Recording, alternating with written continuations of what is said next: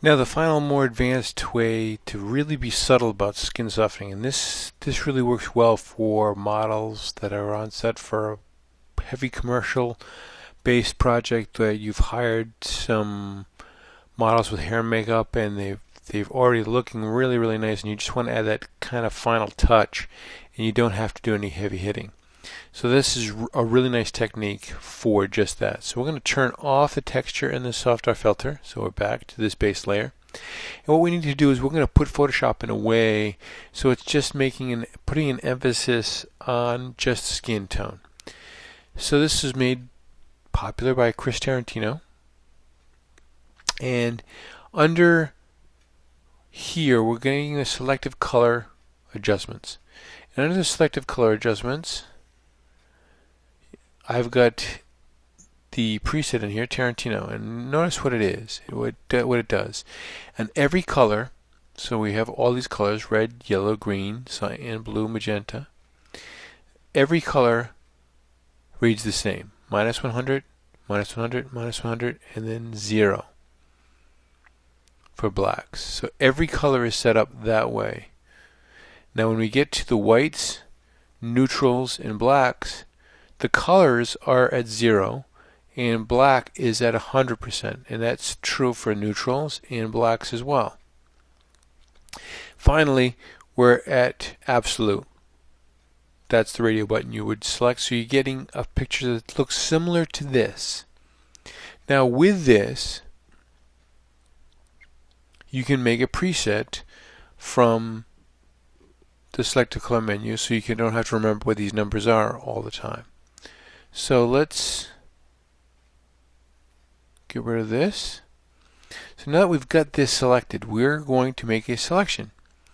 Now I know that based on the selections that it's only going to select the brighter areas, so I'm going to go to my channels palette with this on, and I'm going to hold the command key down and click on the RGB, and I get this message that comes up that no pixels are more than 50% selected, so it won't be visible, but there is a selection there and I'll prove it to you.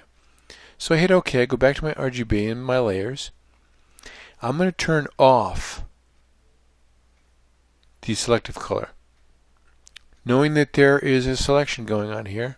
It's going to be based on what I have on, and I don't want to have the selective color adjustment on. So with that, edit, copy, merge the same way we did before, and then Command V to edit, paste is going to bring in this layer. Now you can barely see anything, hardly see anything at all. So we're going to do the effect to this layer, and then we're going to double it up so we can see what it is cumulatively affecting.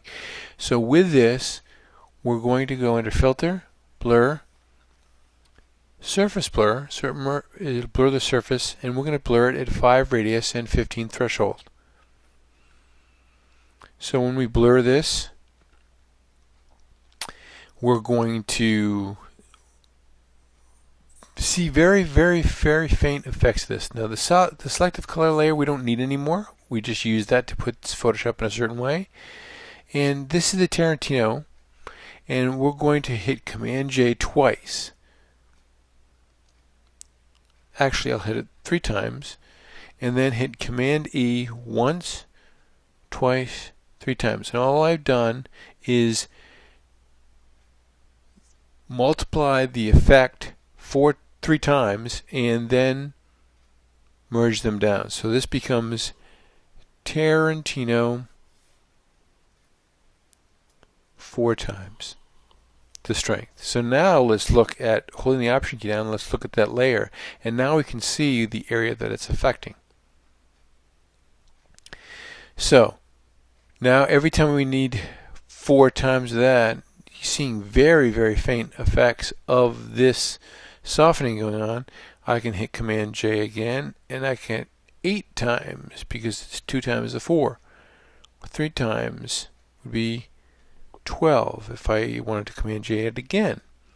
And you can build this up, and you can use this actually in combination with the soft R filter to get a really finessed, accurate rendition of what you're looking for softening. And what we're looking for softening is nice, even skin tone, beautifully soft, but we're looking to retain some texture. We don't want it to look artificial.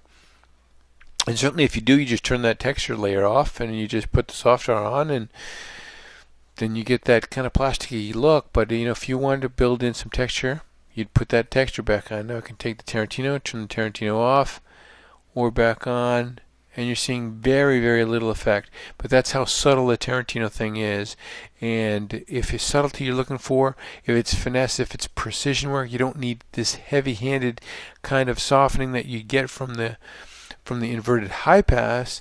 More finesse comes from the soft touch filter, and finally you get the ultimate finesse from the Tarrantino method. But it is very fine.